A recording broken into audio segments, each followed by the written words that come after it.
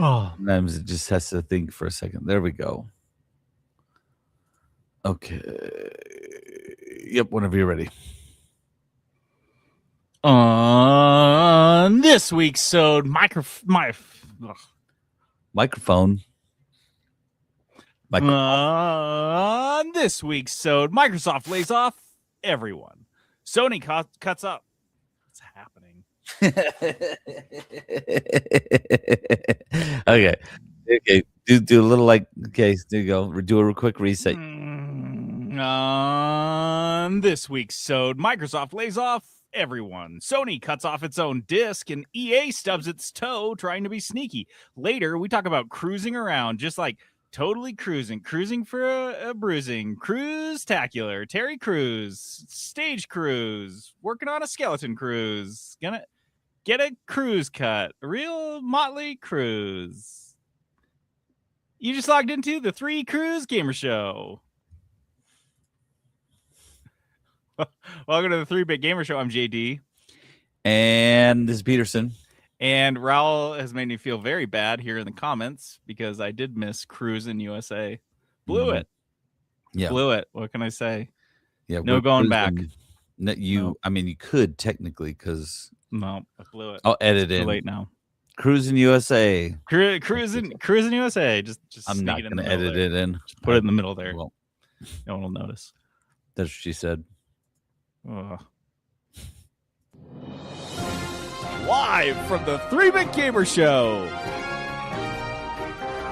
The news. Our news this week is brought to us by Crave Cookies. Crave Cookies is this awesome cookie and soda shop. And if you come to the Draper store, coffee. Yeah, we got nice lattes. We make them with all the funky ass. Yeah, we have a coffee machine. We make a machine now. Yeah, a good one. Okay. Yeah, and all the crazy shit we put on our cookies, we put in your coffee. So it's just like throwing. Can you put a cookie in the coffee? I mean, if you want it. I mean, one of my employees was trying to sell me on a scoop of ice cream. You drop it in there, and then you just put espresso on top of it. I was like, okay. I want to see you. I want you to make a coffee, and then I want you to just crumble the cookie, smash it in your hands, and drop it on. And I dropped in there, and then I just punch it into the cup.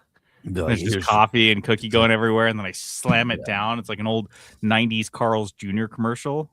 Mm-hmm. Doesn't get all in your face. It doesn't belong all over the place. They're not using that anymore, so we can legally use that. And I said it backwards just so we didn't get in trouble. Yeah, no, we're fine. We're in the clear. Crave Cookies has 5 new cookies every week, and they come out on Friday. We tell you on Tuesday. Coming up next week on Crave Cookies, the PB, the Peanut Butter Explosion. That was the one that's covered in Reese's Pieces, so an ET favorite. The Dunkaroo Detour, which is like the old Dunkaroos of yore. Oh. Campfire S'more is still our monthly. We also have the Chilled Biscoff Oreo. If you guys like Biscoff, this one's your jam. And it's back, you guys. The Dubai Chocolate Cookie. Oh, one of my favorites. One of my favorites. I'm so psyched for this one to be back. So, and then we have that strawberry crookie thing, strawberry cheesecake crookie, which is how is it? Have you had it? Yeah, it's awesome.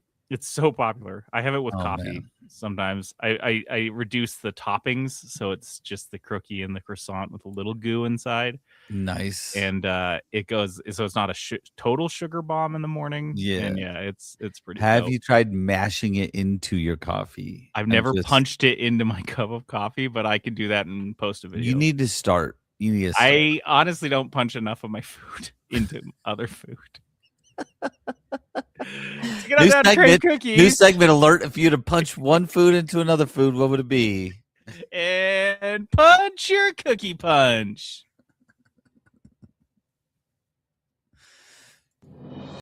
Nope. You blew my joke. I'm sorry to inform you. Welcome to another company reset. Hope you've updated your resume. You've just been laid off. It's a really good thing we made that seemingly years ago. We have gotten so much mileage out of it. So much mileage out of it. And it wasn't like we did it after these like really got kicked off. Like we did it pretty early on, and then they It's just like, yeah, kept let's doing do it. layoffs forever. It's just like so much that like who was it? Phil was saying like, yeah, he heard the beginning to that song and heard so He just sorry. hears to the- interrupt." yep. Yeah. If you're a fan of this podcast, you probably have heard that more than the Beastie Boys song at this point. Yeah. Xbox CEO Asha Sharma has established her total dominance over the domain of Xbox with a sweeping, glorious bloodbath of talent and promises to fully drench herself over the next year. For real though. This is She like a will bathe bloodbath. in all of your blood. Microsoft Xbox just cut 1,900 jobs. Wait, I'm sorry. Nope. They just cut 3,200 jobs. There's so many numbers here. Yeah. I'm looking there at my is a notes bunch. here. Xbox just cut 3,200 jobs. Well, effective immediately was 1,600, with a promise of 1,600 more to come over the course of the year. So everyone gets to just sit back and dread that for 12 months. I do want to add some context, just a reminder that just in January of 2024, they cut 1,900 jobs at Xbox and then followed those up in September of the same year, 2024, with another 650. And then last July, they had a couple hundred more at King, Blizzard, and Sledgehammer Games. So before this 3,200 people layoff, they just cut like close to 3,000 jobs in the last 2 years. That's so crazy. So this is, and by the way, this is something they're kind of burying. This was kind of hidden, a little buried here, is that the total, Microsoft didn't just lay off people from Xbox in this wave. They also laid off 4,800 people total. It was 4,800 total. So just like a casual 1,600 extra from Microsoft were laid off on top of this. I'm blown away. Yeah. I don't know how there's anything left at Xbox at all. That was 20. He said this is 20% of their staff, which 20% is when it comes to layoffs, is a gigantic number. On top of this, though, let's see. For the studios are no longer going to be under Microsoft. So Compulsion Games and Double Fine are going independent. Ninja Theory and Undead Labs are going to sold. be bought by somebody else. So and Arcane TBD. So that's what's so fun about this one. Yeah, it's all up in the air. Like it was 1,600 people were just cut right off the top, which I don't know if that feels better or worse than getting laid off later. But yeah, and then Asha Sharma, this all came from a blog post from her. She's like, hey, guess what? We got 1,600 more. She's like, it takes time to fire this many people. We got to do it right. I was like, okay. So I don't know anyone is going to get like a green slip that's like, no, you're good, you're safe. Everyone's just going to be waiting for 12 months to see if they're part of this wave. Like they're just not going to know. Even if they lay off 1,500 tomorrow, you never know. Are you that last 100? And so everyone's just going to be, I can't even imagine what morale's going to be like. And then this is kind of what the tech industry has been doing the last couple of years when they've laid off hundreds of thousands of people. Is just like the threat of layoffs is keeping people down. It's keeping wages depressed. It's doing its job. But the problem is that Microsoft needs to make some fucking video games now. At some point, they got to make Xbox. Their Xbox. They got another Xbox coming out. No, who's going to make that? Also, to add to the studio news, Obsidian canceled a sequel to Avowed, which is that game that came out like a year or two ago and everyone loved it. They've been working on a sequel for a couple of years, and they were like, it's going to be fast. We're going to be able to crank this thing out because we're just going to build it. And they're like, nope, put it on the shelf. And then they're like, you're working on Fallout now, which is such an amazing sign that a studio that has just faced 25% layoffs. So they cut a quarter of their staff. They take them off the game they've been working on, and they're like, go make a net new game. So start over. Because these are the guys that made New Vegas. And so you're thinking, oh, well, they made New Vegas. This is going to slap. New Vegas came out in 2010. You guys. So long. No, It's so far back. It's not even relevant. Like there's no, nothing. like they don't. That studio doesn't exist as Yeah, far as like no. yeah. It's the same dumb. like head, Mm. studio head, and that's it. So they may be a little rusty, and again, they've lost a quarter of their staff, and they're starting fresh. And so this is the idea. This is how we're gonna turn Xbox around. We're gonna cancel games that are on their way. We're gonna start over. And then when Asha Sharma turns around in a year from now, because she's never worked in video games before, and she goes, "Hey, when's Fallout coming out?" They're like, "Are you kidding me? We're still in pre-production. We're still writing the story." She's like, "Oh, so it's not coming out this year?" They're like, "No, it's not coming out this decade, sister." She's like, "Oh, okay, cool. You're all fired." Like we're just dragging this out because they're absolutely being set up to fail. Also, id Studios, the guys that made Doom, they lost about 50% of their entire staff. They're back down to like Doom 2016 numbers, back to where they were 10 years ago, and they're supposed to continue on just like normal. This is unbelievable how much everyone has just been gutted. And so I'm going to read a few excerpts from this blog post from Asha Sharma, who I will acknowledge, I do have to say, she was not put in a good position. And I'm not saying that you and I dropped in her role might not have to do the exact same thing. Yeah. I mean, I would probably go tell the CEO of Xbox to fucking pound sand, and maybe just quit out of principle before I did this. But ultimately, I guess as a toady that wants to keep their job, this is kind of what you have to do. Here's some quotes. She says, "Our business today is not healthy. We are operating at margins that are 3 to 10 times lower than comparable platform and publishing businesses." Bleak. "We now find ourselves competing not only with the largest publishers, but also with smaller independent studios."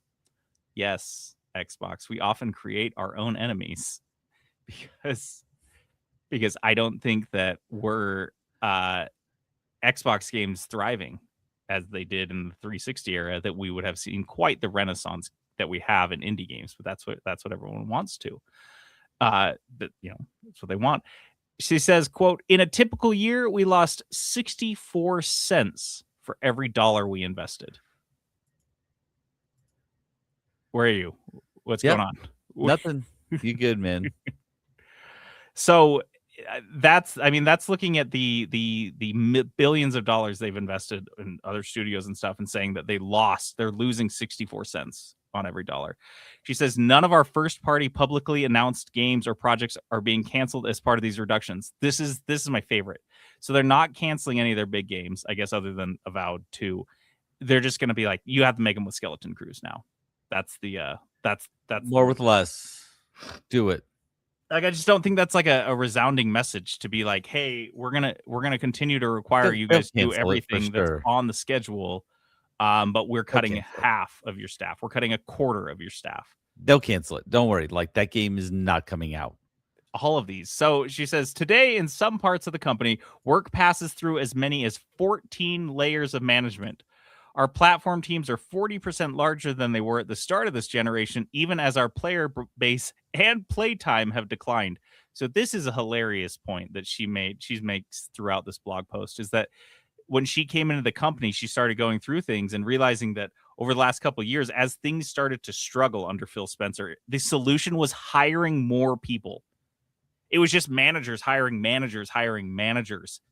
And they're just like inflating their title. And they're like, dude, this gravy train's never going to end. We don't even have to make a game, you guys. We all get Microsoft stock. We get great benefits and with like a ton of money. And, we just cruise. It's the best. Also, I do have to say that the 14 layers of management thing, a lot of people, especially people on Reddit, really sunk their teeth into. They're like, "Oh, it's so bloated. You got 14 managers." Okay, so first of all, that's a misread. Second of all, she says, in some parts of the company, so this is probably a one-off fringe case where someone had, that many layers of management. So Bethesda Game Union pushed back on this, and they said, "Yesterday's layoffs at Bethesda Game Studios were not a cut of, quote, 14 layers of management. We lost dozens of programmers, artists, designers, and testers, many of whom worked at BGS for decades. If Bethesda fans are worried that this will harm the quality of our future games like the Elder Scrolls 6 let Microsoft know that, dude.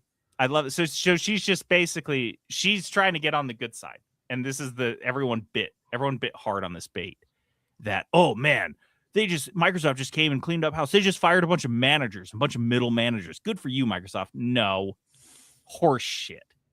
It was a throwaway line, and they didn't. They fired a lot of like actual people that work. Well, and you have to look at it this way. Like there probably were managers that were affected by this. There's no question in my mind. But for every one manager, right, that's, I don't know, 20 employees that get laid off. And so like the ratio is the ratio, right? Like that's Yeah. their whatever their ratio of managers to employees is, you can assume the layoffs match that. So they're like saying, "Oh, we know getting rid of trimming the fat." Like, no, you don't do that. You're getting rid of employees, and then you're like, well, this manager doesn't have anyone to manage anymore, so I guess he's gone too. You know what I mean? And so like it starts from the bottom up, not the top down. And Asha Sharma goes on to say that we're going to try to reduce it to there's fewer than 5 layers of management for anyone. So basically it's 5 layers all the way to Asha Sharma, which again sounds great on paper. In practice, at a company as large as Microsoft, is the dumbest thing I've ever fucking heard. Like, And like, I don't like middle managers, but I'm sorry.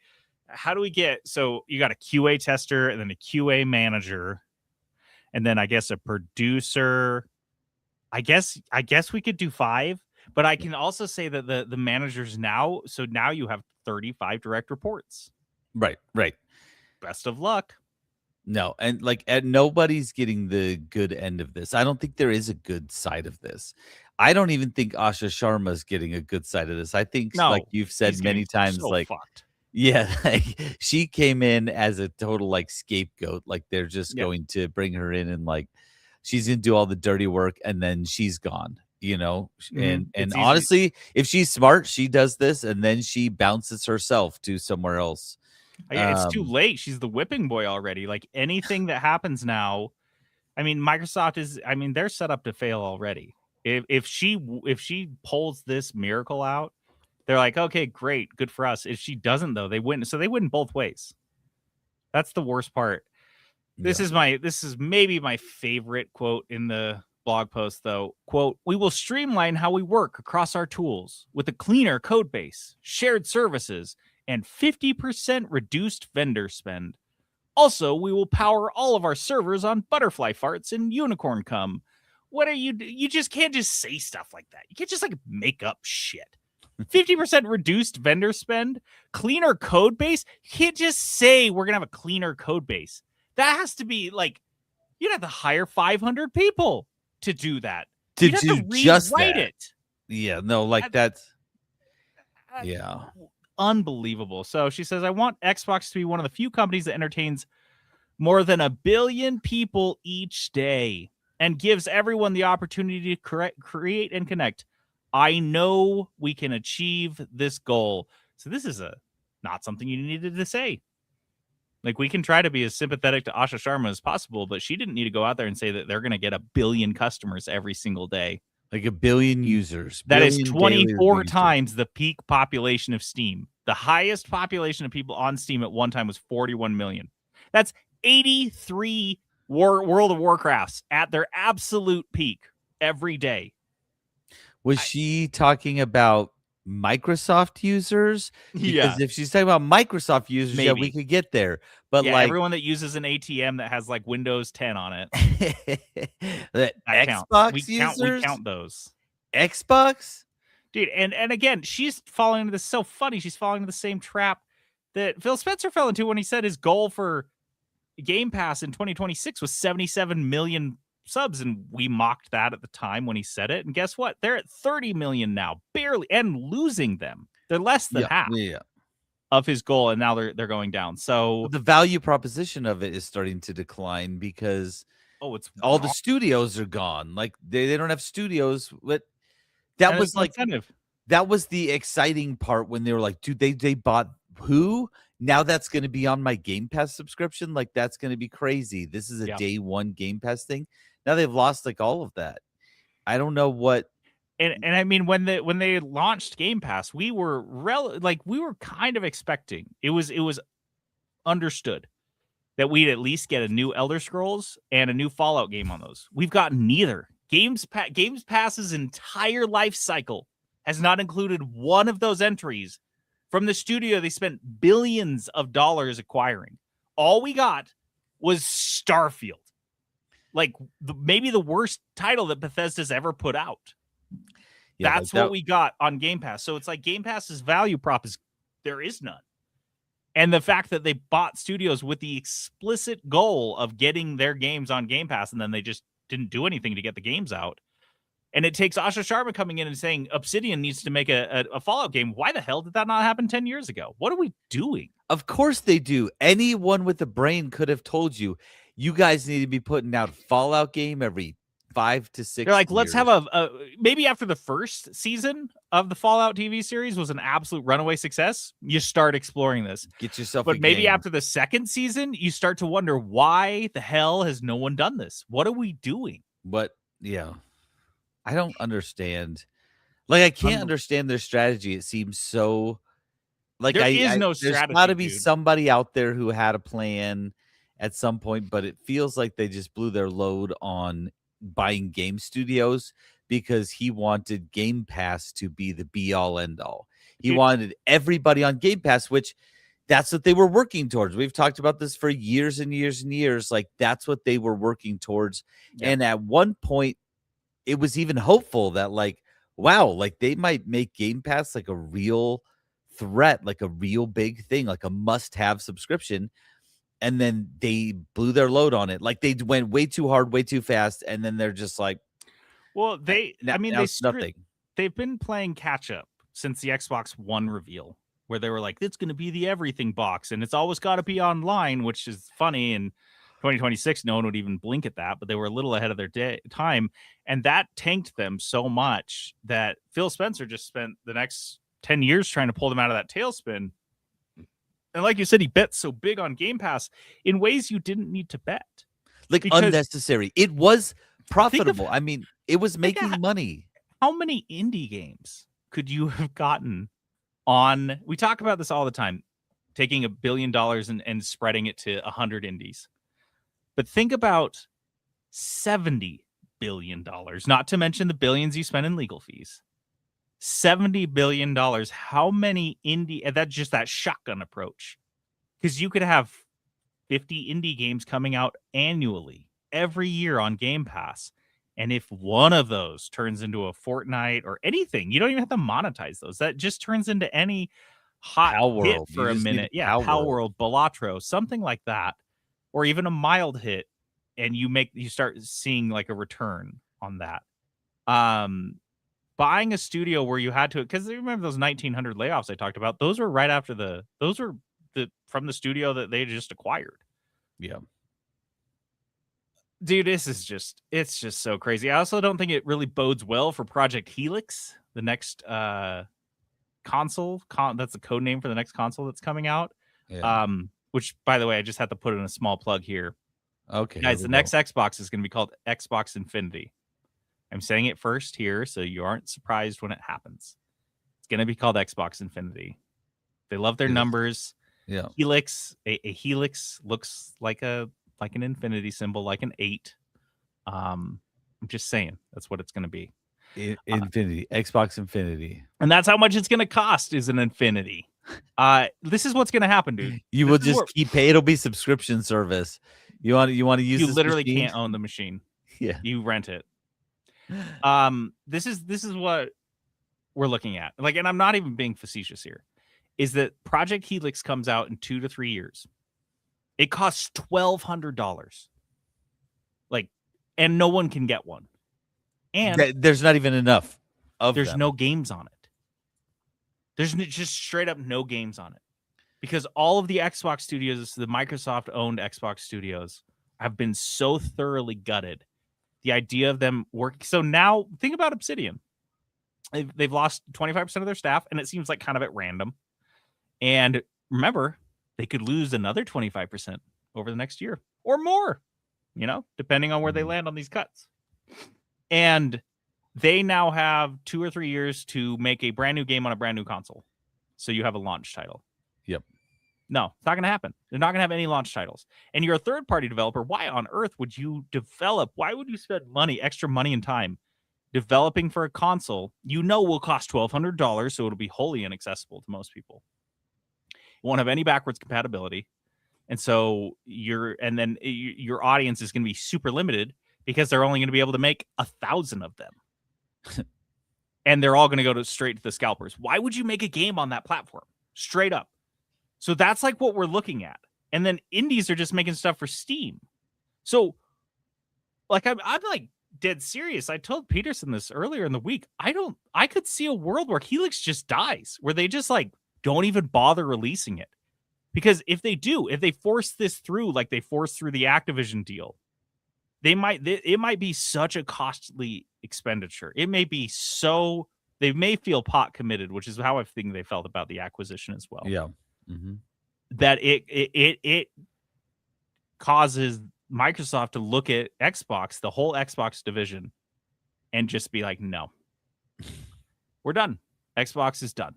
Maybe we do software. Maybe it's part of our PC platform, but Xbox as a dedicated console, as a department is done, and we're gonna sell off all of our stuff.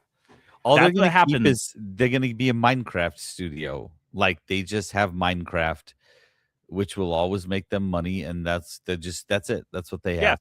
Oh, it's just like we had to watch Sega do with the Dreamcast. The Dreamcast killed Sega so thoroughly that when they just went, they're like, we're just doing software, and they're pulling it out and they're doing stuff now. But it was decades that they were struggling as a result of that, and that was a popular console that people could afford, people wanted, Yeah. and it had a year and a half of a lifespan. Helix may launch DOA.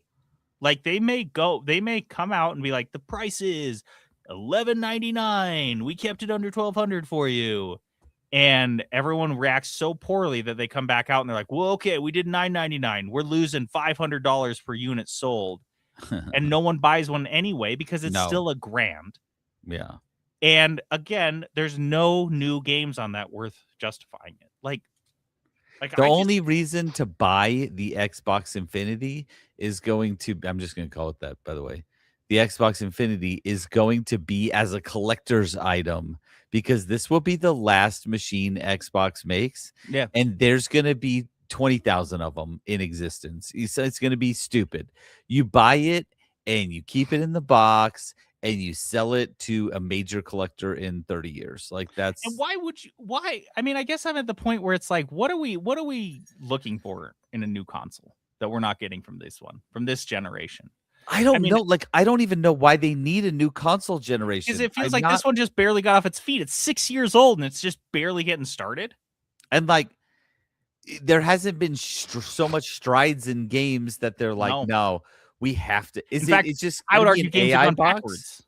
Yeah, that's what it is. So it can be an AI box. So you can actually let it run at night, to mine AI tokens. Oh my gosh! Mine and you AI make money tokens. for it. That's how you. Kill I me. mean, yeah, but obviously it costs you your power bill, and you have to water your Xbox 10 times a day because it's maybe so it's hot. called Project Helix because it will insert into your DNA. Like that's how you play it. I guess with like the new PlayStation at the very minimum, I know I'm getting a cooler controller. The controller could just be the tits. At the minimum. Do I need to spend $1,200 for a cool new controller? No. At that point, just be a controller company. We're not. The thing is, it's hard to wow us with tech at this point. The PS5, I think, is still the basic one is still more powerful than this machine I have here. Like the PS5 is still very valid. It's a good machine. It's solid specs.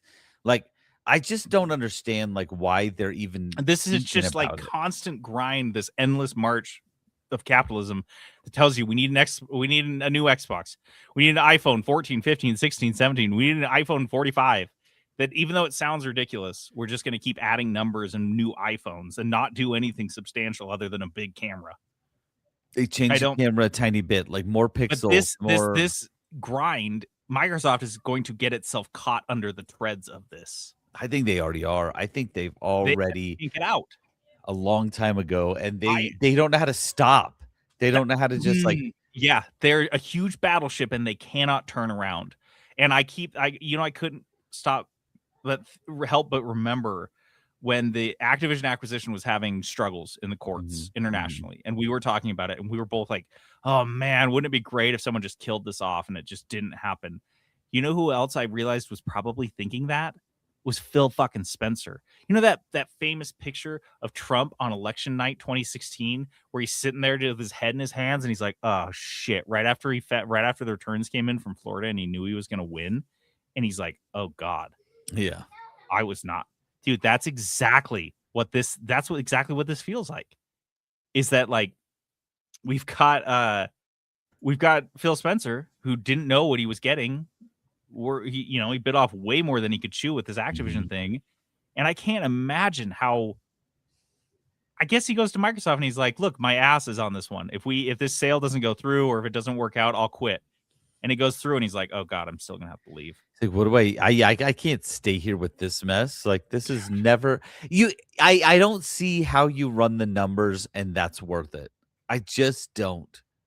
They It's could so have insane. just not spent For that call- money and funded all of these like layoffs and all of these studios to make games. Well, check this out. So you don't spend $70 billion on, and remember, they had to make the concession that Call of Duty would be multi-platform. Yep. So what they were paying for was Call of Duty and World of Warcraft. And World of Warcraft, well, it kind of chills and makes like $1 billion a year. Was that whole deal worth it? Absolutely not. Even long term, it's not worth it. But yeah, I don't know. I think it's not worth it because it'll be like impossible to make their money back. But even then, with all of that, one thing that we know for certain is that no empire lasts forever. So World of Warcraft is not going to make $1 billion for the next 50 years. Call of Duty will not be doing a game release that sells gangbusters 2 a year, 5 a year for the next 30 years. Like that, it's already done. Like, we are at the tail end of that. Like, no one's excited for the new Call of Duty game. We're not like stoked and lining up for this thing anymore. We're not like freaking out about the next World of Warcraft expansion. Like, that is not, they've already missed their mark. So here's a fun thought, and I know that hindsight's 2020, but right now Microsoft is struggling to make Xbox, the new Project Helix, and they're saying the current Xbox, they're struggling to make it. They keep dropping huge price increases. And my favorite thing is when they come out and say, "Man, market conditions, oh, they're so rough." At the exact same time, Microsoft itself is just devouring every bit of processing power and RAM that they can find. Oh yeah. And then at the same side of another side of the company is like, "Oh man, we can't get any." I don't know. Imagine if they had in the Xbox division an extra $70 billion to spend on hardware. You could half it. You could spend 35 and buy a lot of studios and buy a lot of indies and then still have $35 billion to spend on hardware to either keep your Xbox price lower than the PlayStation, which would be a huge competitive advantage, or to get a jump start on your Project Helix boxes. Instead, you have this giant money pit that's not making any money, and you've already canned the guy that was responsible, and then you put somebody who is basically underqualified to fix it in charge. It's like they're trying to kill it. It's like they want to kill Xbox off, and this is how they're letting them do it. Couple things. Just want to do a small in memoriam section here for things we lost in this layoff. First off was Kevin LaChapelle, whose name you don't know, but he was Microsoft's vice president of Xbox platform. He spent 37 years at Microsoft, a 37-year veteran.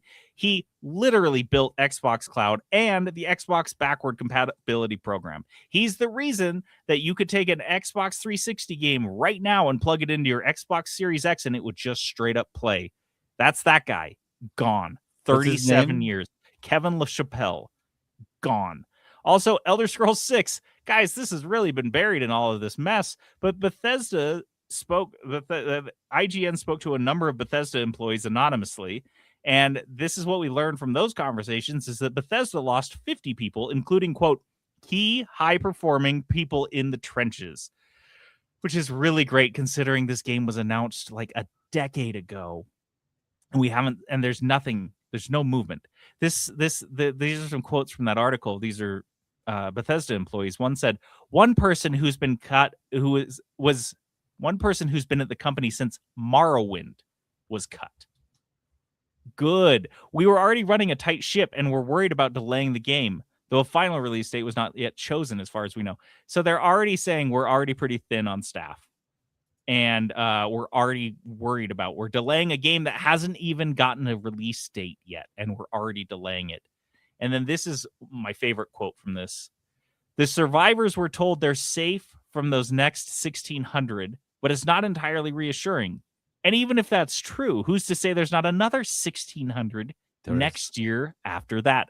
That just hangs over everyone at Microsoft permanently. You have 5,000 cuts over 2 years, and it's just like they might keep coming. And you got Asha Sharma out there just being like, yeah, there may be more. It's gonna get worse. Everything's gonna get more expensive and shitty.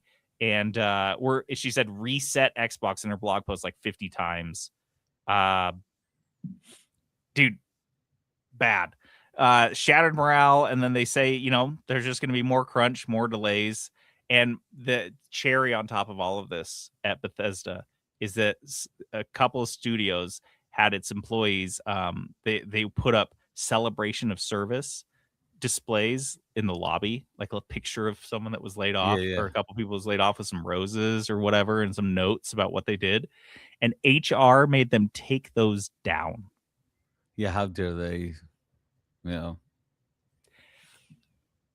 If we do end up getting Elder Scrolls 6 in this decade, in the 2020s, which shouldn't sound crazy for me to say that. Like, we seriously might not see Elder Scrolls or a Fallout game in the 2020s. And if we do, I can only imagine the soulless AI cram-packed garbage games. They are not going to be made with passion or love, or by people who even give a damn. They're going to be made by middle managers, scared. project managers, and people who are terrified and who are applying for other jobs and who are making $60,000 a year to work 80-hour work weeks. No, like this is that's exactly what I was going to say. Like, if we get a Fallout, or Elder Scrolls or Fallout game, like, I'm not confident that it will be a good game. No. And think about that at all. You spend 70 million, or that one wasn't part of this.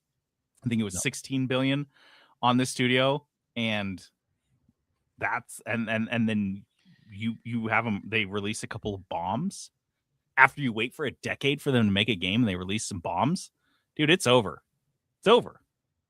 Like, I like, if you're the head of Xbox, you've just purchased Bethesda, and they're like, hey, we're working on this game Starfield. You're like, awesome.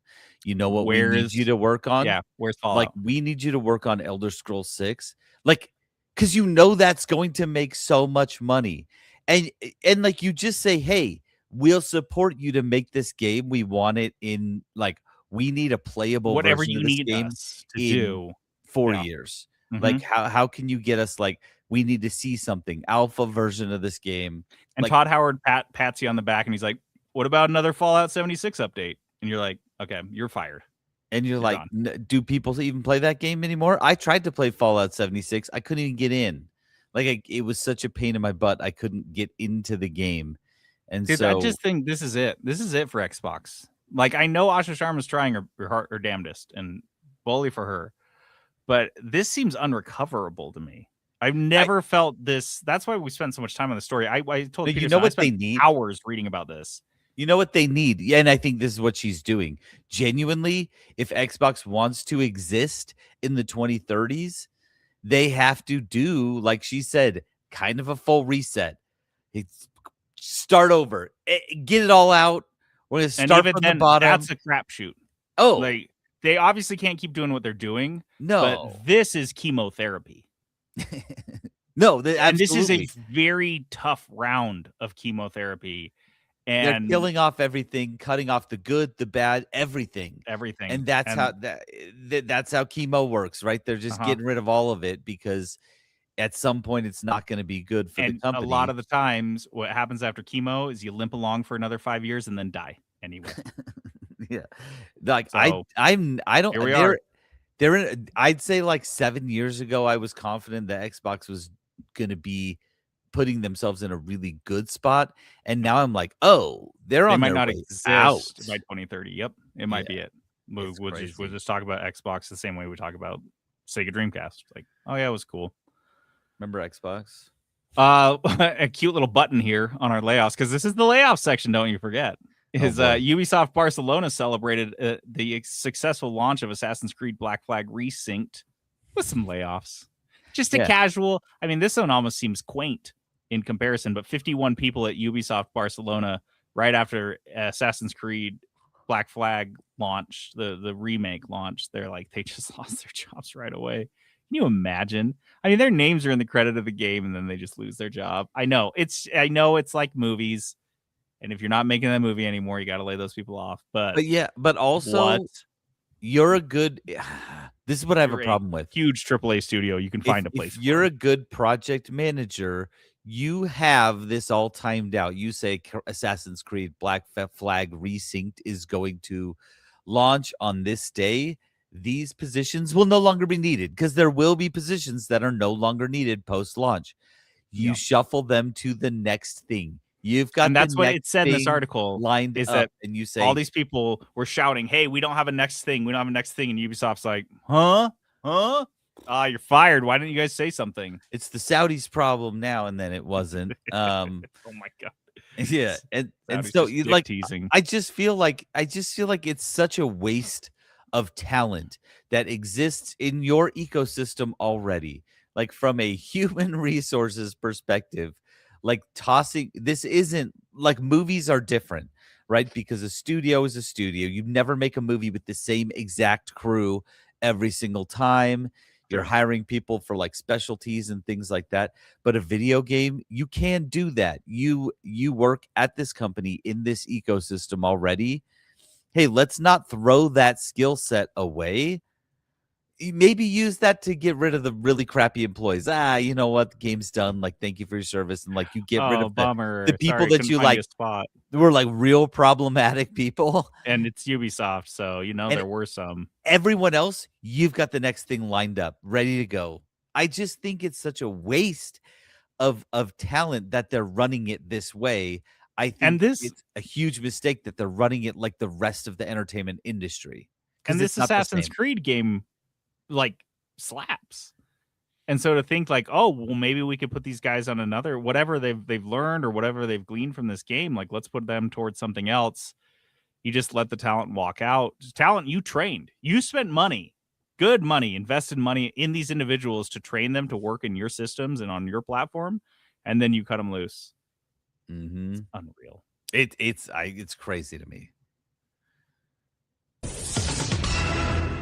Sony's dickless PlayStation woes continue as they face lawsuits in the Netherlands, and fans are considering leaving the platform entirely. I think you said that wrong. Discless. They don't have a disc, so they're Oh. completely discless. Okay. They look down at their lap, and there's no disc there. What happened? It used to be there. Just a fleshy patch where their disc used to be. This is coming out of a Push Square poll, whatever the hell that means. But it did have 7,200 votes, if that has any validity at all. But it did have some interesting data, if it's valid, again, saying that 45% of PlayStation enthusiasts are considering switching from PlayStation to PC, and 15% have already made the switch. So I don't know why you were console gaming at this point. I'm being genuine. I don't know advantage. There's no advantage other than just habit. Just like, Right. I guess if Right. you're someone that just plays Call of Duty and Madden, that's just what you do. I play Call of Duty and I play Madden on a PlayStation. I've done that for 25 years. I'm just going to keep doing that. That I understand. I honestly understand that. But at a certain point, you're going to reach that, I would say, where the next PlayStation costs $1,200 and the next Madden costs $120. you're actually going to have people being like, wait a second. Why am I doing this? Additional polls as part of this were showed that 40% of people were citing the loss of discs as their reason for leaving, and 60% said they'd either be switching to PC or skipping the next generation of consoles altogether. That last bit I think is interesting because, like we were just saying, I think that is the most likely outcome of all of this crap. Is that people just aren't going to buy, and it's not like we can skip to the next console generation because there's only going to be two. It's going to be the Switch 3 and whatever Steam machine comes out next. That's it. There's not, if you skip PlayStation, Xbox, because they cost an egregious amount, there's not going to be a PlayStation 7. There's not going to be an Xbox 9 or whatever the fuck they choose to go with. That'll be it. They'll be done. The Netherlands are coming for PlayStation as well. The Dutch website Tweakers published a report on historical prices for 16 first and third party PlayStation 5 games. They were comparing retail sales to the PlayStation Store. And they found that the game's price dropped over time in retail, but not so in the PlayStation Store, especially first party PlayStation exclusives, which were almost never cheaper on the PS Store. So what we're seeing here, and what we could have assumed, is even though we did talk that only 15% of gamers are buying their games at retail as a hard copy, which, by the way, 15% is not nothing. And if half of those people don't buy games because they want, like me, because if I can't buy the hard copy of a game, I'm getting it on PC. So you are losing 7.5% of sales, and you're just like, that's fine, we can eat that, that's worth it to us, because as this Dutch website found, PlayStation's closing down their ecosystem, so there's no competition. Because competition is not losing competition isn't going to drive prices down. They're not going to be like, oh yeah, now we've run out of everybody out of the market, now we can give you $50 video games. To wit, the Dutch consumer group Stichting Massachad and Consummate. I don't know any of that. No, you got it. It was just a bunch of consonants. They filed a $457 million lawsuit on Tuesday on behalf of the 1.7 million Dutch PlayStation users, which is kind of a big amount, arguing that Sony's 30% PlayStation Store commission will inflate game prices once physical alternatives disappear. So Sony's used this existence of a retail physical marketplace to defend itself in court against antitrust claims, saying that retail competition and used games, they're saying, look, we're not a monopoly. And then they're like, actually, nothing matters anymore. So even though we've literally argued this point in court, we're just going to go back on it and shut this all down. And we're just going to own that we're a monopoly because monopolies are okay now. And the last, who's going to stop us? Who's going to stop us? No one's going to stop anyone. The oligarchs are in charge. You poor idiots can't do shit. You can barely feed yourselves. Ha ha ha ha ha. Love Microsoft. And more to the point, Hiroki Totoki, our dog over at Sony, sold more than half of his Sony stock 2 days after the disc announcement. 225,000 shares of Sony stock, which, I mean, I don't know a lot about the stock market, but an executive selling half of their shares of the company they run is generally not a great sign. Not great. No. I mean, the only thing that's worse than that is selling all of their shares. Other Sony execs also sold huge amounts. So I think they know something. They're probably letting on very obviously by selling off all their fucking stock. And they knew that their new stock price is going to go down. It's going to continue to go down. That's why they sell it after the announcement. Otherwise, that's super illegal unless you're in Congress or and then you're sitting president of the United States. Then you can just do whatever you want. But yeah, no, like they make the announcement, wait a couple days, sell it off because they're like, this is I know what's going to happen. Paper it's printed on. Yeah.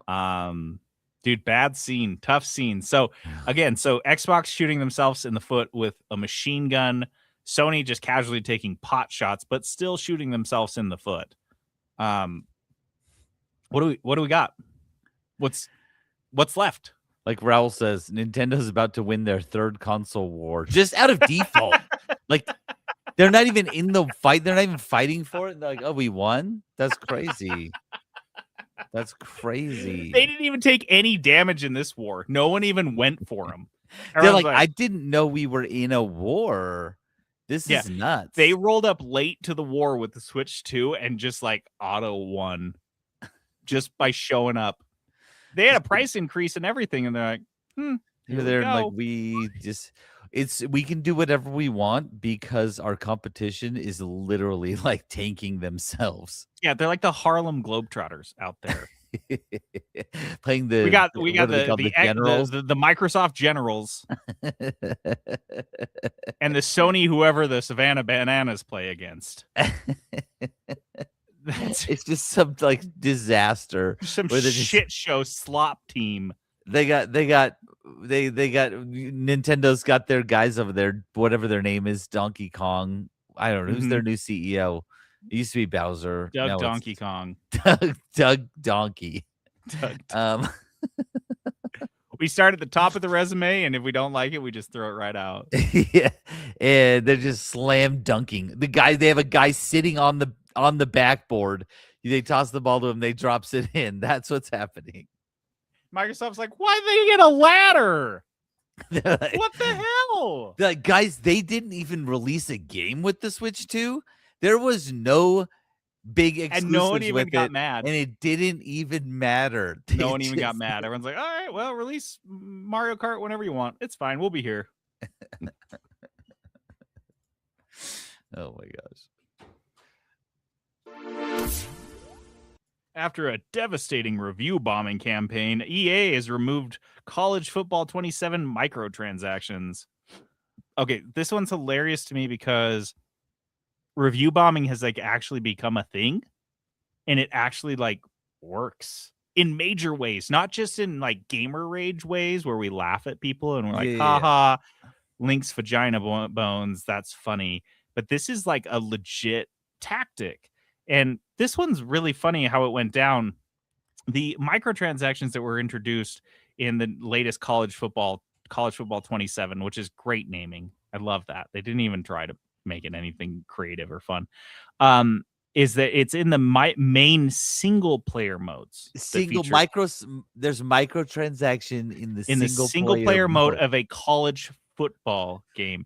They're called Dynasty. Yeah, Dynasty and Road to Glory, and they allow you to fully upgrade your coach for a mere $100. My favorite part of this, though, is if you do this, you upgrade your coach for Road to Glory or whatever. I think maybe it's Dynasty. You can only play 30 seasons. There's like a cap. Whereas if you remember old Madden games like Madden 07, you could play 70 seasons with the same team. Yeah, you just do the same coach, just keep going. But in this one, it cuts off at 30.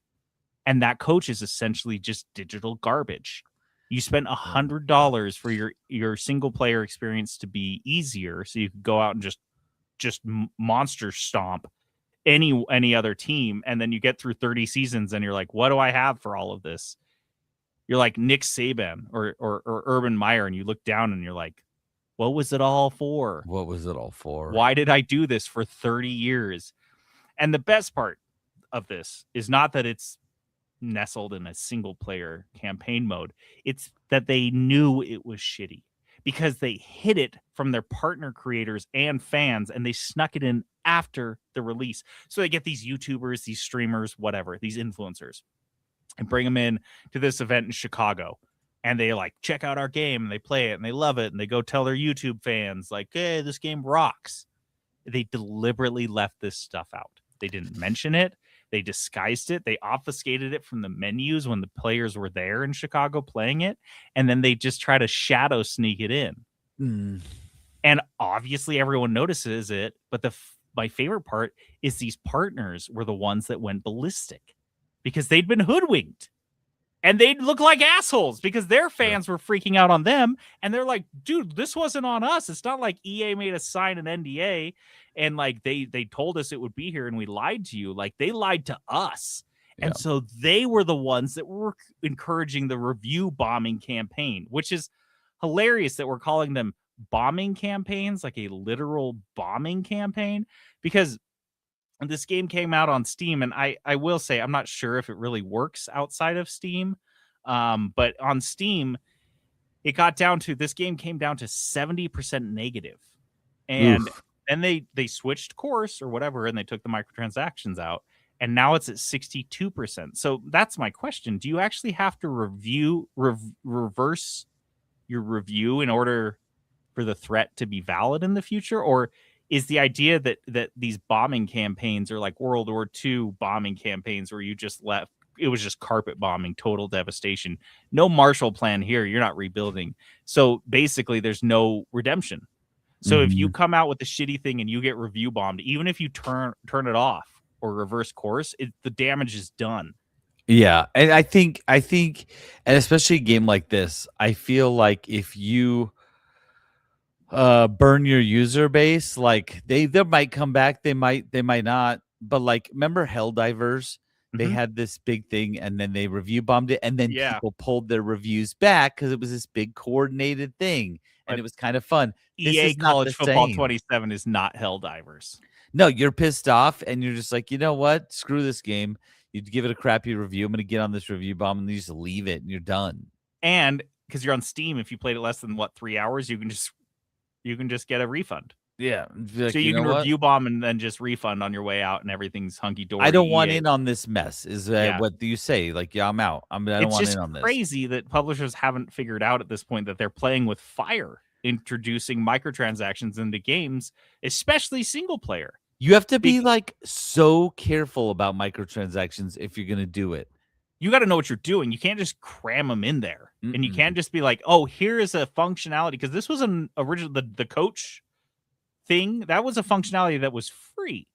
And they monetized it for this release. So it wasn't like they introduced a new thing where your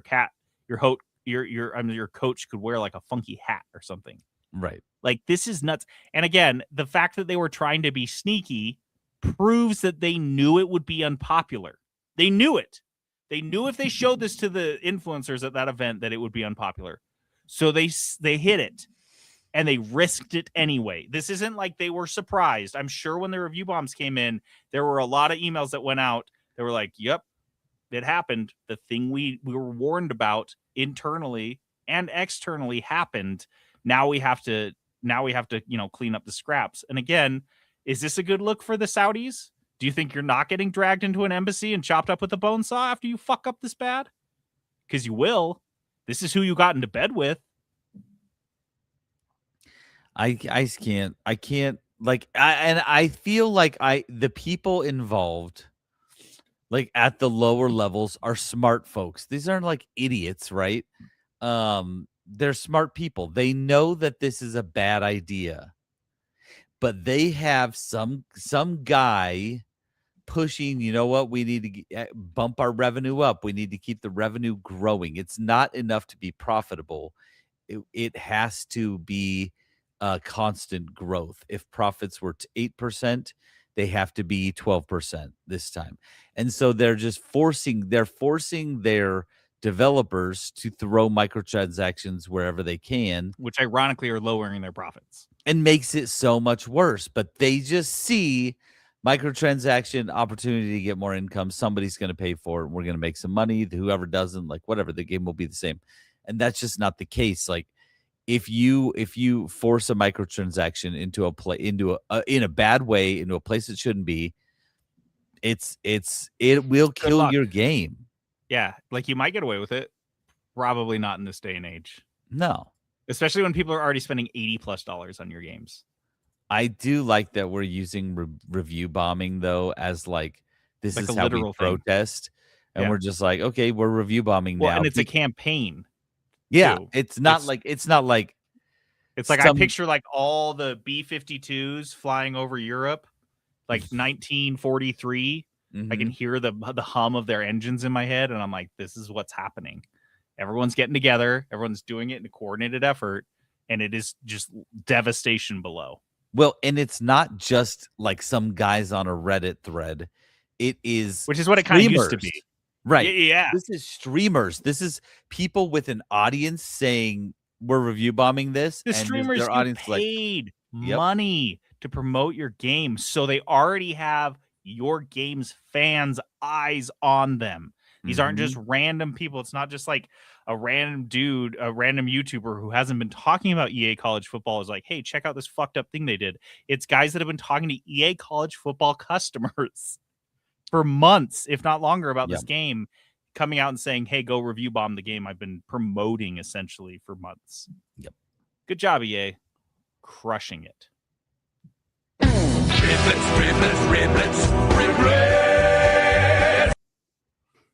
Some quick hit news stories, little riblets, chew a little meat off the bones. Chinese courts apparently allow heirs to inherit accounts of deceased gamers.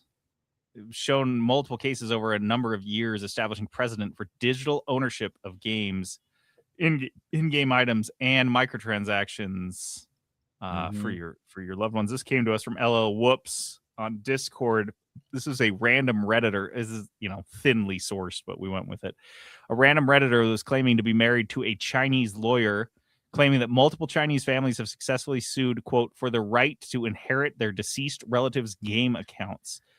This also includes game accounts are just one part of this. It also includes digital assets like in-game purchases, Bitcoin, and even some social media accounts. There was one spouse that was trying to sell her late husband's it was like a knife skin in a game or something, which we know, talking about Counter-Strike, that there are knives in Counter-Strike that cost $20,000. So this is not like a crazy thing to be like, oh, it's just some dumb video game skin. It's like, no, this is real money. You sell this This for is like thousands. go hire a lawyer types of money. So Chinese courts rejected the idea that standard non-transferability clauses can stop you from inheriting or bequeathing a game or even individual microtransactions. So we're losing again to China. First, they land a reusable rocket on a barge, and now this. This is even better than that. I can't wait until in my will I am giving my kids individual games to grant. I leave to you, and I'll make it easy. I'll set up in folders on my Steam account. Gram folder and the column folder. Yeah. Good. They'll still never get through all your backlog.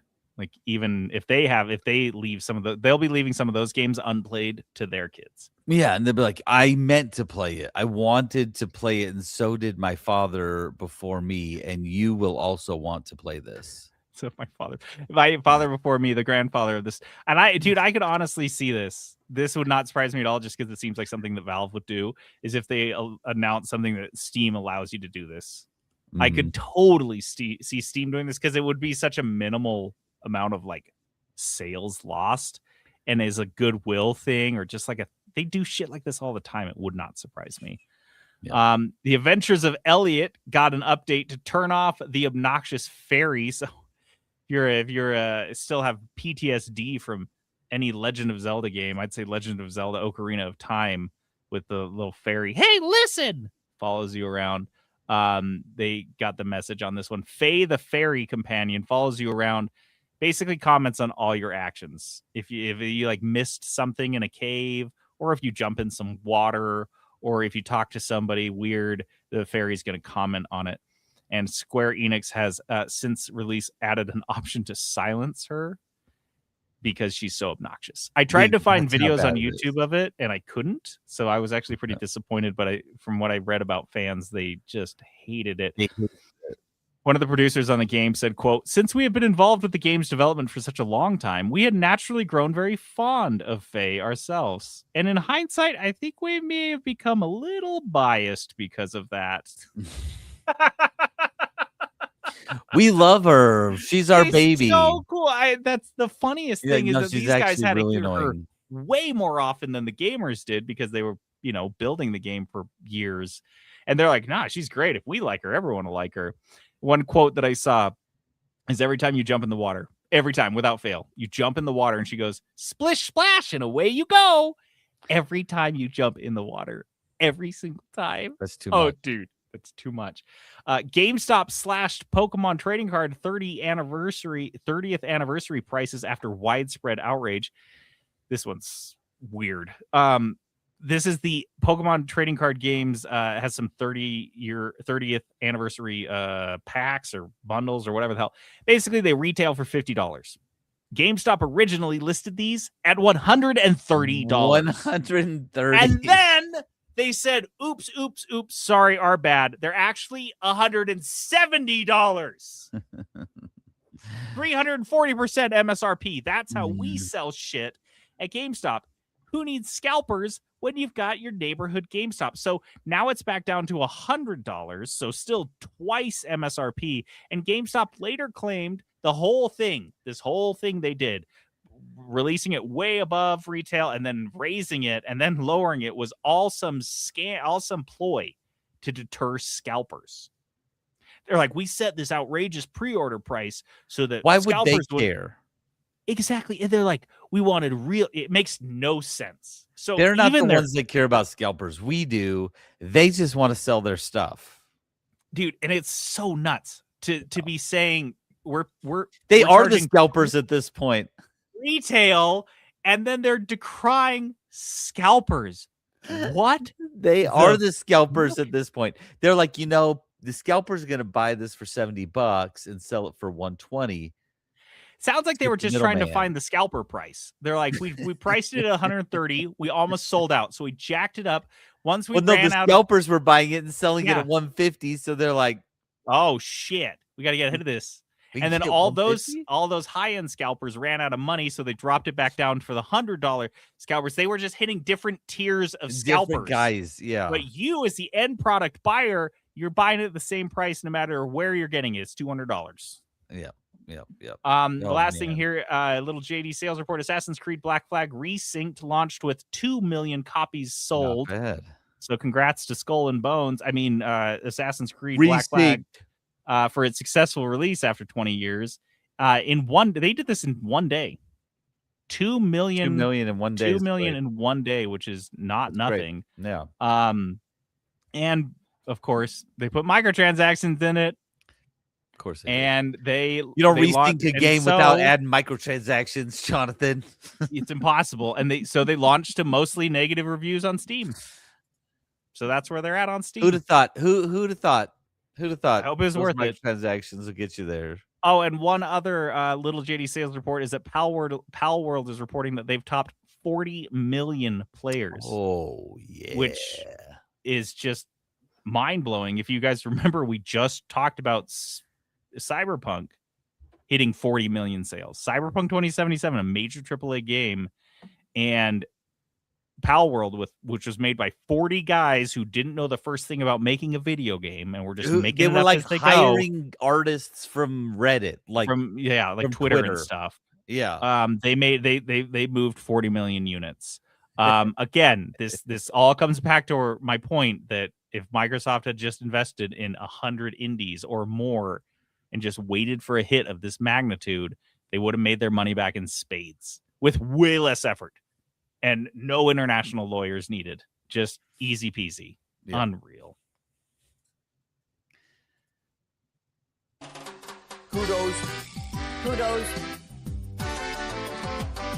Kudos. All right, kudos our positivity segment, giving shout outs to things that we enjoy, things we liked this last week. Peterson, what do you got for us? Okay, mine's a pretty easy one. I was at a family reunion this week over at Yellowstone, which was You didn't get trampled by any bison. Good for you. no, and I was like, they got trampled the day I left, and I was like, dang, we did get pretty close to some bison.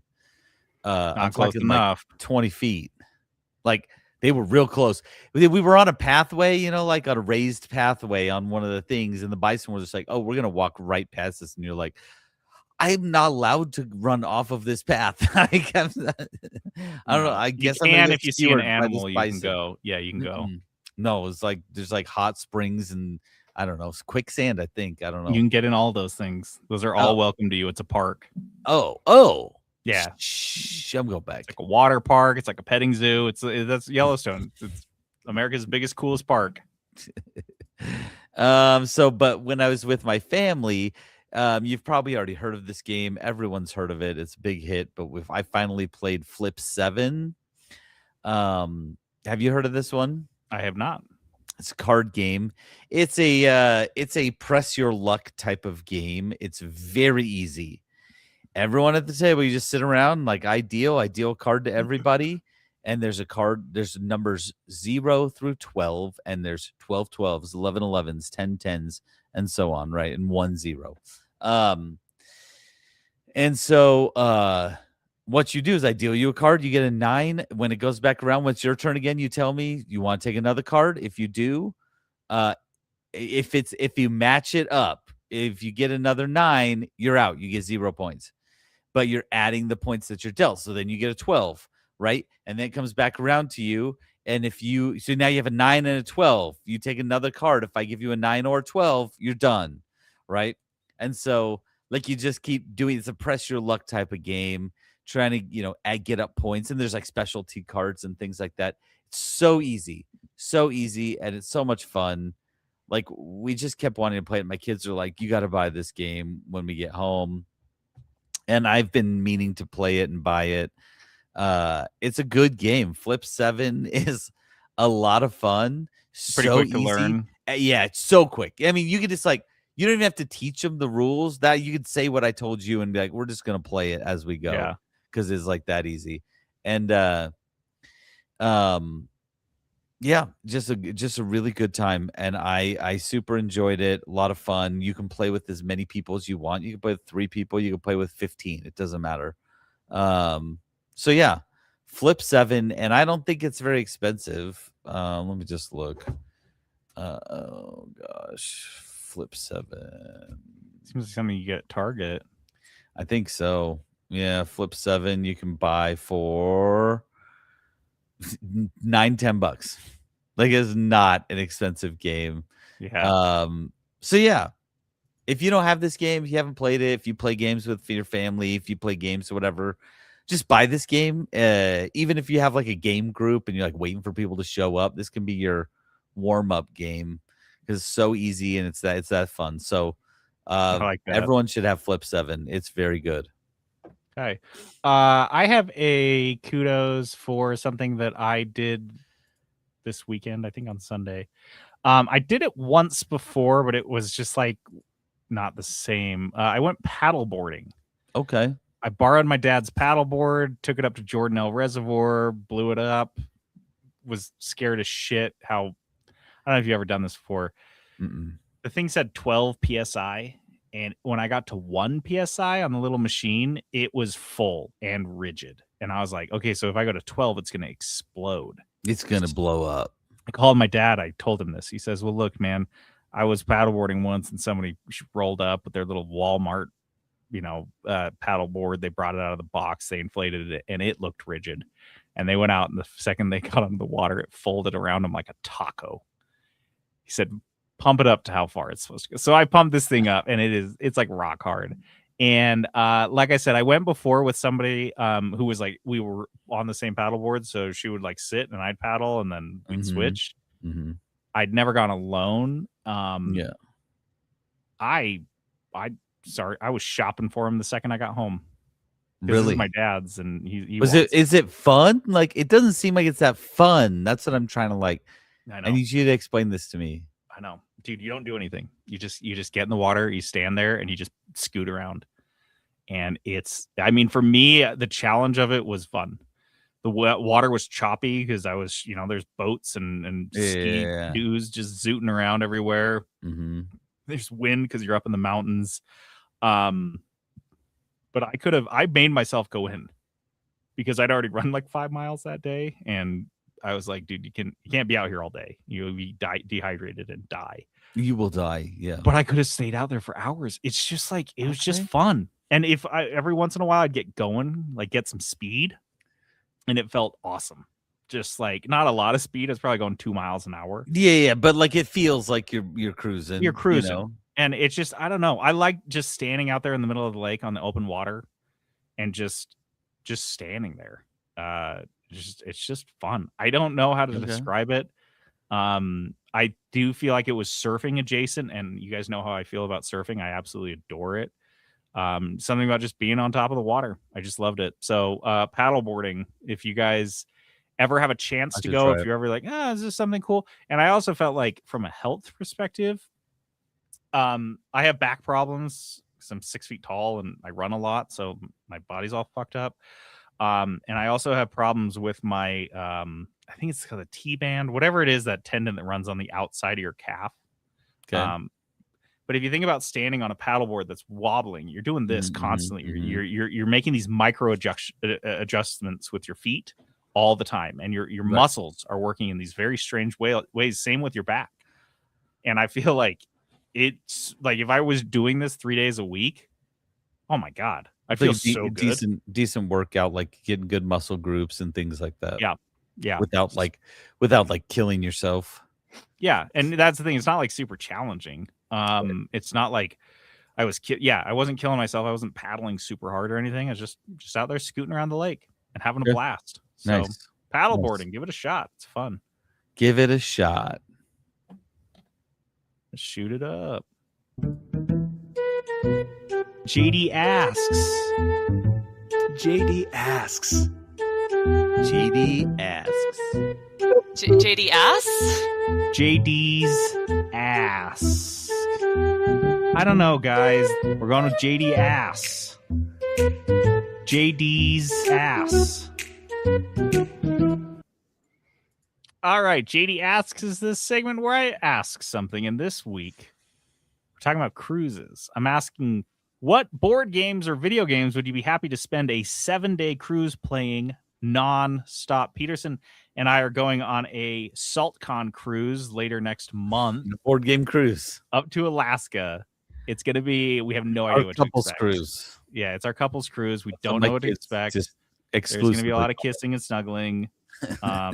We did get one shared bed.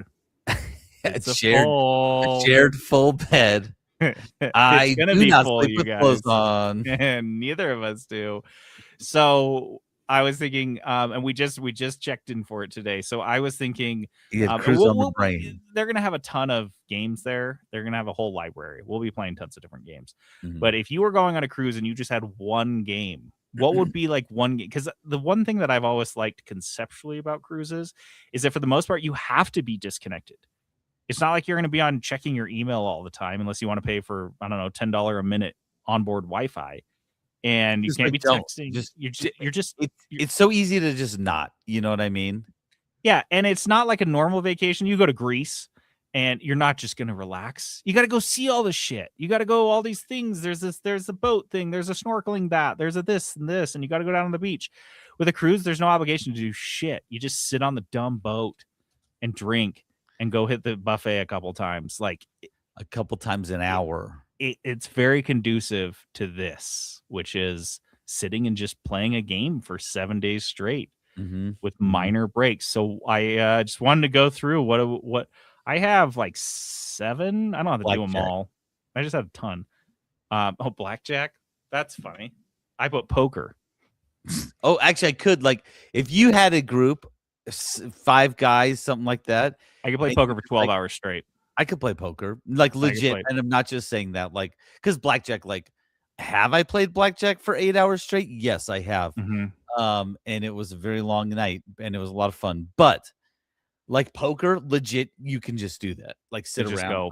play poker. And you mix up your games. You don't have to play like Hold'em the entire time. You could play different poker games, which would be fun too. Like poker nights that I used to do when I was in like college. Yeah, we'd mix it up, play a ton of different games, and we There could just go has for hours. to be stakes. That's the key. There has to be Mhm. stakes, not fake money.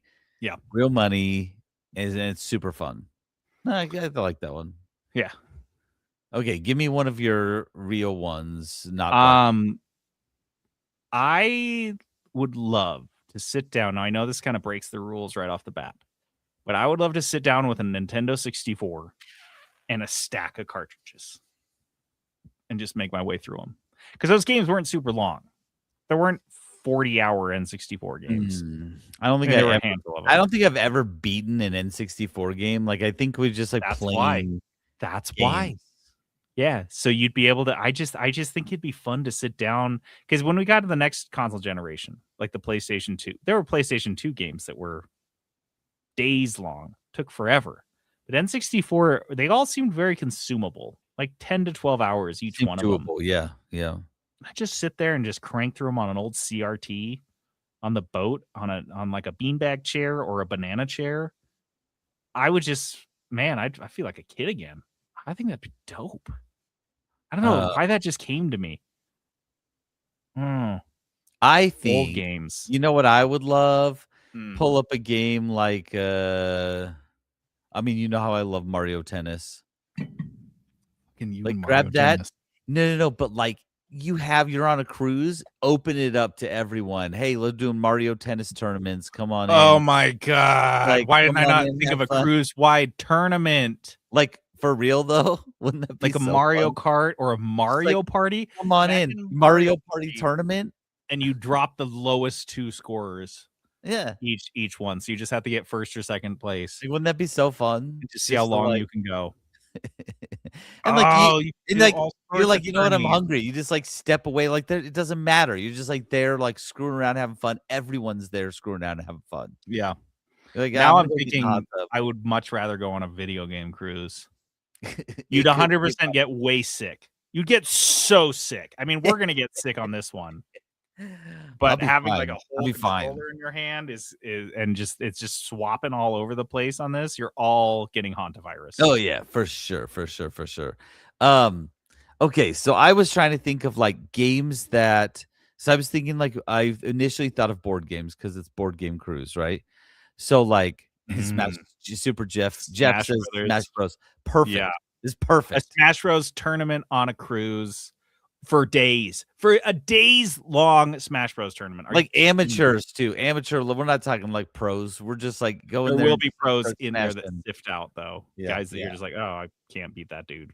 And then we fight them for real because it's not. And then we an throw him off the sanctioned boat. tournament. Like he's a International citizen law. white. You can Yeah. do whatever you want. I You can think throw anyone off a cruise ship. It's totally legal. perfectly legal. I love that you know what I was talking about with that one. I love this so much. Wow. Yeah. I don't think it is. No, okay, so I'm thinking board games that like what's a board game that you can actually sit down and play that much? We're gonna find out. Pandemic Legacy. Oh, Any shit, I legacy need to game. play it though. Yeah. Like Pandemic Legacy, you have to play at least 12 rounds. You And have then because it's a legacy game, you all walk up to the deck at the end and just throw it off. it doesn't matter. You just leave it. It's Just over. leave it You there. Just leave it there, and some poor sap's gonna come along and be like, "Oh, the game's been played already." That's what I would love. Like, okay, so when we were in Seattle, me and Stacey were on the what's it called? The boats, the ferry boat. And like people use those for their commute. Like they live on the island, they've commute over to say mainland, then they, and so there are puzzles just on the tables. Just like puzzles That's that fun. people will do, and then they'll finish it, and then Just they leave. break it up and start it again. There's just Right. puzzles. That's what I want on this board game cruise. I want just like you walk by and there's like a game just sitting there, and you're like, oh, want to play this for a minute? Let's do that. That's what I'm hoping for. Raul said D&D. I think a 7-day D&D campaign, Like, especially if you had a dungeon master that put it together deliberately to be played over the course of 7 days. like I thought of D&D. Like what a perfect time to learn D&D. Like sit down and like learn and play like a basic campaign for the next 7 Yeah. days. You know what I mean? Speaking of sitting down and learning, one that I put here because I was like, not that I've ever had like an overwhelming interest to play it, but I think this would be the perfect instance to do it, and maybe we will, is Warhammer. It's always seemed I've played it. conceptually kind of dope. What do you think? Was it fun or is it too nerdy? Conceptually, no. Conceptually, it is dope.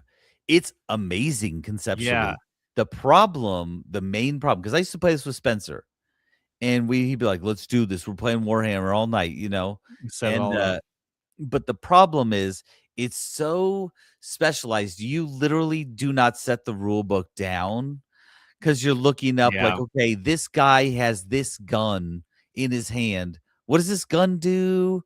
How far can it shoot? You're flipping back to and the you just, like, index. Yeah, constantly. Like Yeah. not a little bit. I mean, like you live and die with that book in your hand. It is a ton of fun though. Like, But and if I'm you're on telling this you, cruise, there's someone who's that book is in their brain. and That's like what I would like. and you've got time. Like it doesn't matter. You've got Yeah. time. The only problem is you're on a moving ship, It's gonna and be very interesting if those anyone's pieces. playing It has Warhammer. to be magnetic because Yeah. those pieces And if they slide move. a half inch, it It screws up the changes game. everything. It Yeah. changes everything because it's all line of sight based, right? If you Mhm. can't see the guy, you can't shoot them. And Yeah. so, yeah, it's like you just hold on, wait, hold on. I need to wait for my turn just to wait. The ship starts rocking. You're like, oh, come on, rock him forward, just like an inch and a half. You just keep And I hot can hit 'em. gluing the piece every time you It move it. it honestly though, it is a very fun game. It is like It's always looked so fun. tactical D&D with Mhm. figures where you're like, there's a billion stats and I a love when the billion guys are things out with going like on. the rulers and deciding how long a shot goes or whatever. Yep. I am interested to see this. Raul said same reason you wouldn't want to play Monopoly on a cruise ship. I am interested to see because you've been to SaltCon. Some of these games people are playing, like Terraforming Yeah. Mars. There's a trillion pieces, and like they're all over the place. And sometimes cruise ships just rock. You know what I mean? It's not crazy, but board games often don't take much. You know, they don't take much to move around, and so How I'm many interested cruises to have see you how this been on? works. 3. Okay, this will be my second. The first one I was like a teen, so I don't remember, but I don't remember them being that rocky. Are they really They can be wobbly? rocky. Like one of them I went on was really they would have moments where it was swaying quite a bit where you would kind of lose your balance a little bit. And Oh, shit.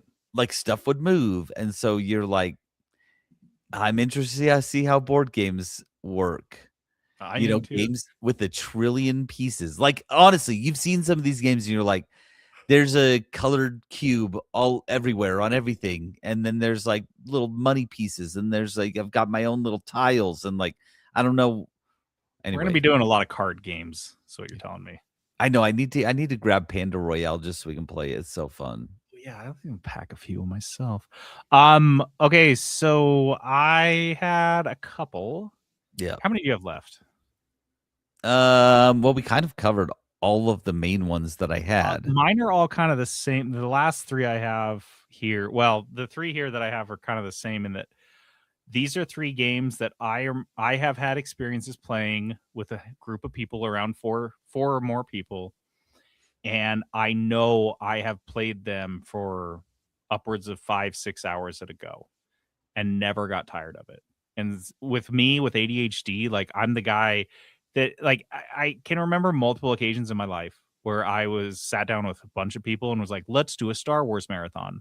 And I was the only one still watching, or let's do a Lord of the Rings marathon, and I'm the only one watching by the Everyone's end of asleep, and one. you're like still into I'm like, it. guys, what are we doing? What are we doing?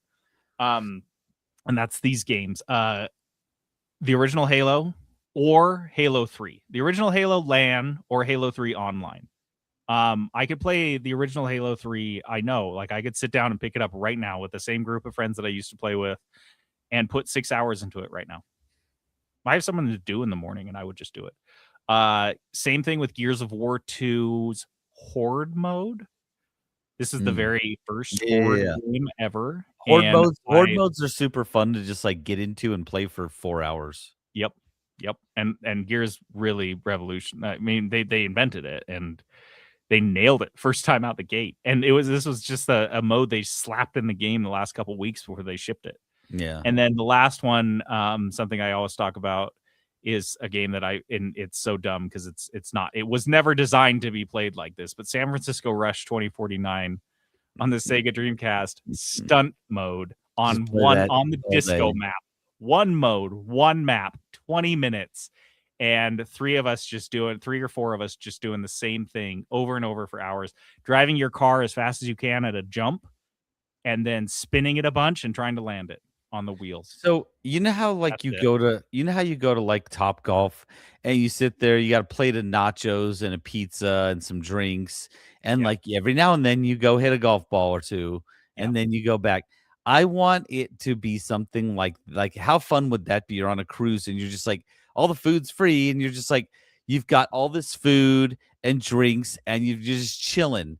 You're chilling. It's kind of got that outdoor cruise vibe, and you're like, hey, taking turns trying to get a high score, playing a game. And like you don't even care if you lose because you're just gonna like, oh, look, sit back, eat some nachos. I love that. What games are those? Because that's how we used to play games as a kid. Yeah. I remember taking turns on Grand Theft Auto 3, playing until you died. You just played and goofed around until you died. Until you died. Controller off. Yep. What games like that did you play as a kid? I'm trying to think what games we used to do that with. We def did that one. We did. That's a really good. I mean, we point. would take. I mean, I remember me and my best friend taking turns at games like Mario and things like that. Just You like, could okay, do it now with you go. if you're doing current day games. You could do roguelikes. Yeah, for sure. Oh yeah, just do a run. Just do a quick Just hand it run. off, You play this do the board, I'll move. play the next one.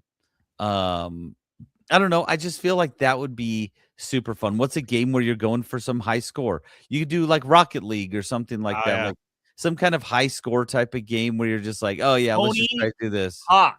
Tony Hawk would be a great one That's for it, that. that's it.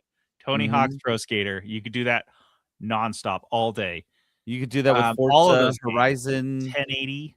where you're just me and my son did that with Forza Horizon just a Racing, month yeah. and a half ago. We were just like, you do this race, I'll do the next one. We just like Yeah. taking turns. But see, think if you're sitting out on the cruise ship, a little bit of that wind coming through. You're in a swimsuit just because you're on a cruise ship and flip Go flops. grab a slice of shitty pizza. There's just like pizza and nachos on the table and drinks. It's just like having a good time, just like hanging out. My last one here, and this is a little different because this is the only single player one that we talked. Solitaire. That's so sad, Jonathan. Well, I just like the sound of the cards flipping. Any Fallout game.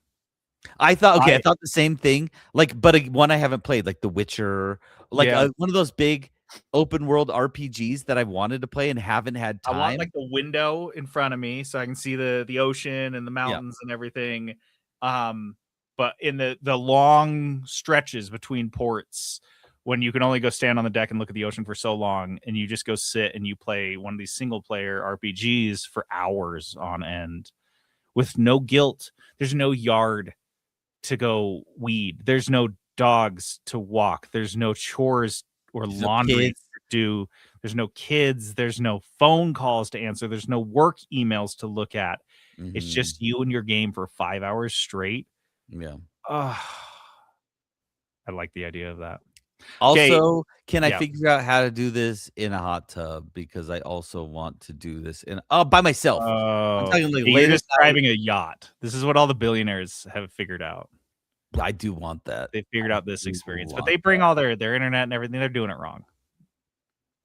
You guys are doing it wrong. You just need a hot tub and Fallout 3. Have hot tub in Fallout 3. Like, why Yeah. are you making this so complicated? Stupid. And you guys that we've already got some awesome contributions here on our YouTube comments, but I want to hear on Discord. You guys jump on, tell us what your cruise ship dream games would be: multiplayer, single player, whatever. The more I think about it, D&D would be perfect. Dude, they're 100% they have D&D cruises. 1,000% they have D&D cruises. Yeah, I think they have video game cruises too. that would be fun. We gotta start doing this. We gotta start finding these different ways to get really sick. Because you know we're gonna get so fucking sick. No, we're not stupid. Reverse jinx. Dice of destiny. Dice of Destiny is this game we play at the end of every episode. We roll some dice. They tell us what game to play. Last week I rolled a bullet hell for $15, and guys, I found one. I didn't cheat at all. No cheating. Wait. No cheaties. And I feel like thought you about did it. now that you said that. Why? I don't know. Like, why'd Think you I bring up cheating if misread? you didn't cheat? No, I didn't cheat. Don't check. You don't need to check. I told you I didn't cheat. Here, look at my phone. You can check my phone. Oh, don't look at that app though. Don't look at that one. My cheating app. I picked a game called Mega Bonk. I looked at a lot of different bullet hells. I looked at a lot, in fact, and I will say, I don't know where you got this tag because they does not exist on Steam. It's Bullet Heaven. I know they're different. I But- think they've rebranded it. I think Yep. Bullet Hell used to be on there. Yeah. I agree. So the difference here is that bullet hells are where you're running around and a million things are shooting at you at all the time, and you're running away from it. Mhm. Bullet heaven is when you are shooting all over the place and they're all swarming you. The distinction is minimal because I can't think of many bullet hells that aren't also bullet heavens when you're just running around avoiding guys and not also shooting a billion times at them. Mm. So yeah, I think you're right. It just seems like a weird, janky rebrand. But I ended up looking at Bullet Heavens, and they every time I saw a Bullet Hell game that was tagged Bullet Hell, it was also tagged Bullet Heavens. So Really? silly. So I found, but they all seem very similar, very samey. I got a lot that didn't feel all Sure. that different from Vampire Survivors, Brotato. I know aesthetically the design is a little bit different, but it still felt very samey until I came across this Mega Bonk one, which I meant to play and didn't have time today. It's $10. It came out last year, 94% positive on Steam, and it looks like madness. And I Yeah, honestly it does. originally almost skipped it because it looks shitty, but then I realized that's the gimmick. That's It- what it's all about. And I realized that what I like about games, I'm finding out more and more about myself, and you and I run into this a lot with single player games, with indie games. What I like is breaking them within the boundaries that they're meant to Sure, be sure. broken. Like Undermine 2, when we get a build that makes the game not function anymore because it's so broken. Or Balatro, when you get a build that's just like way insane and it breaks the game. This game looked like that. It had that Okay. vibe, and it seems like it's deliberate. Like you're gonna get these couple abilities that are gonna go together, and your game's gonna be a disaster. And that's what I wanted to do. It looks different. It's not like a slow. The reason I didn't go for these other ones that looked like Vampire Survivors is because those are you're just walking around. I wouldn't say slowly, but kind of slowly. This one, you're flying around the map. It's a third person. You're flying around. You're just scooting everywhere. There's a lot of mobility, and your abilities look crazy, the ones you get. So I don't know what to expect out of this, but it had a lot of positive reviews, and it looks fun as hell. So Yeah, it looks good. It looks Mega interesting. and the name, I'm like, dope. I like that Mega Bonk. That's funny to me. When I typed in Mega B and Mega Bonk popped up, and the next one was Mega Boobs, and it was also a bullet hell. I was gonna say I looked at Mega Boobs. Look at the reviews on it. It's like really good reviews, but if you look at the game, it looks terrible. Yeah. How- What? How down bad are some gamers that they see Mega Boobs, which really doesn't seem as boob centric as like actual just hardcore sex centric. Yeah. Not super boob focused. Yeah. That's Lots of assholes though. So no, I didn't go with Mega Boobs. I went with Mega Bonk. Close. the reviews on these. I can't on Mega Boobs. Yeah. What's wrong A with game that people? took the best of Risk of Rain 2 and Mega Bonk, added girls, and had time to jerk off. 10 out of 10. There you go. It's what my mom always used to tell me. Some people get it. Say, Jonathan, it takes all kinds of people to make the world go round. That's all I can say. It takes all kinds, guys. It does. It takes them all of them. It takes all. Some kinds you wish it we don't didn't. want them all, but like they're here, so So we got them. we That's what- whether that's we what- like it or not. That's the world we live in. It's with that guy. You share a planet with that guy. That guy. He lives here with us. He lives here with us. Could be your neighbor. Okay, well that's it. Jump on Discord and tell us what your cruise games are, or jump on YouTube and subscribe so you never miss an episode again. I know you feel bad that you missed this one. Come watch Yeah. Peterson rub his beard for an hour straight. I don't See rub if it for doesn't an get too hour distracting. straight. I rub it a little bit. Yeah, come time how long he rubs his beard and see Do if it. I can pay attention while I'm trying to do the podcast. You just like I rub it all, and JD's like, I No, wanna it's rub not that this one beard you're doing. too." It's this one. This is the one. when I This do is the both one hands. you do for hours. It's like he's on fucking Molly. It's like he Bro, just that's how I can't live my stop. life. I Peterson- live my life like I am on Peterson Molly. nonstop microdosing Molly. His eyes are just. I am- completely I don't dilated. even need to microdose it. I am natural Molly. You don't understand. That's where I'm at all the time. Bro, I don't need drugs. Peterson is drugs. That's So to play us out, we have. Here we go. From- I want to see if you can name this song. I don't know if you played this game. Okay. Yes.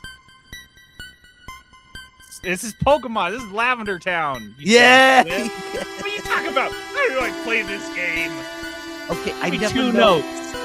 I never know which ones you've played. They're all colors, and That's the co- first game. You're color blind. I'm First color. game. No, The first game. Why'd you do this one? it's just I just looked up. It was just there. It was like video game songs. Yeah, this is the haunted town. Oh, This is that's why creepy it as a sounds kid. spooky. This Yeah. is creepy. You didn't want to be here. It's scary. Okay. Okay. Thanks to Raul for jumping on, and Nick, and Abby, and Jeff. Good seeing you guys. Wait, was Abby on? Maybe not. Maybe I made that up. Yeah. Shout out to Abby. Anyway, I guess. I'm JD, logging off. And this is Peterson going AFK.